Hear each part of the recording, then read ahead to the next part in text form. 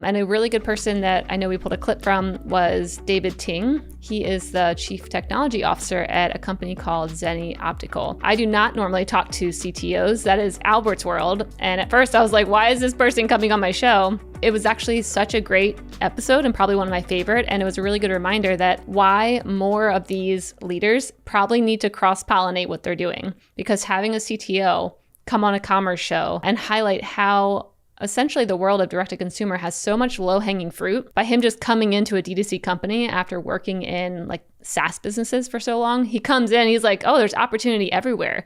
I can save us 8 figures here. I can do this, I can do that. And so just bringing in a different mindset into some of these newer companies, I just saw how powerful it can be and how they come in with a different angle of how do we take all this data that we have and then also balance it with business know-how and intuition and just being able to actually like run the company. So let's play David's clip here where I'm getting this inspiration from. Were there any big surprises when moving to a D2C company where normally you're focused on like the tech element and the pure tech element to then be like, oh, now this is actually a whole business that I have to think about? What were some of the big surprises? I've only been here for 2 months. I actually found ways to improve the margin by 15-20%. Wait, what did you do in these first 2 months? Now I want to know. High level, don't get too technical, David, but like what did you do in these first 2 months to improve it like that? One of the issues with traditional industries is that you don't have data. So everybody start guessing. What I did was I started use data to do approximation. So then you do like P&L analysis on everything we do. So for example, we have a merchandising team. So they go in and the way they did it was, oh, my competitors are running these promotions. I just copy them.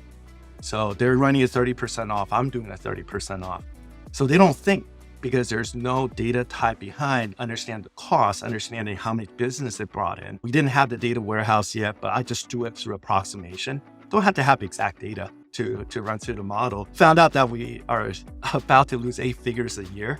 We start diving deep, and then it's really because we don't analyze our competitors' prices. So we're priced 40% cheaper than anybody else's.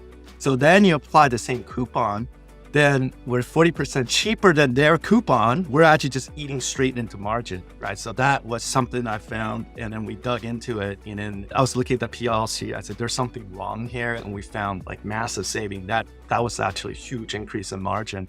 Yeah, so with him, I mean, he was a great example of how to think holistically about a company. He didn't just stay in his world, which I really liked. He was like, hey, there's data in all these worlds. Let me go help the P&L and the finance area and marketing. And I mean, he really got into all the different groups. And I just like the way he thought cross-functionally, which I don't always get to hear about, but maybe it's also because I'm just talking to founders and CEOs and chief digital officers and whatnot. But Albert, I know that I saw you shaking your head with the David clip talking about like, you don't really need exact data. And I'm like, that's Albert right there. When he said that, I loved it. I was like, this is exactly my guy. He sees something and he has a hunch, right? He's got a hunch something might be wrong.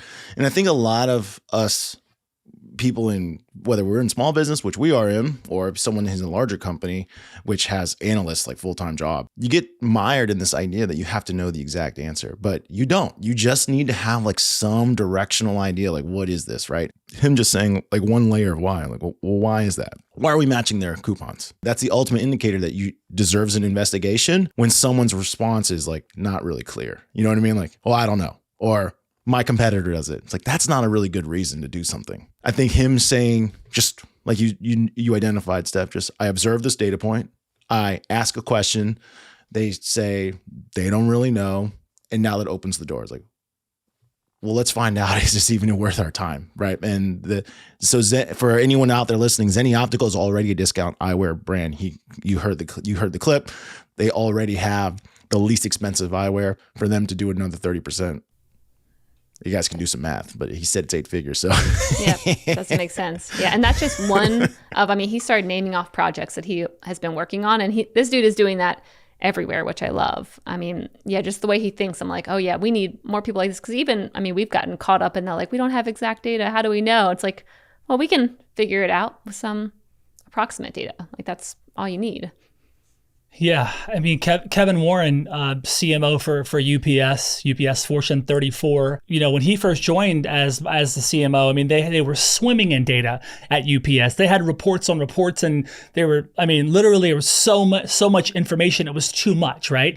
And then he started to support the team. And how do you make this move from data, to information to knowledge, then knowledge to insights, and then insights into like giving you that predictive element, right? And so he was able to really distill what they really needed.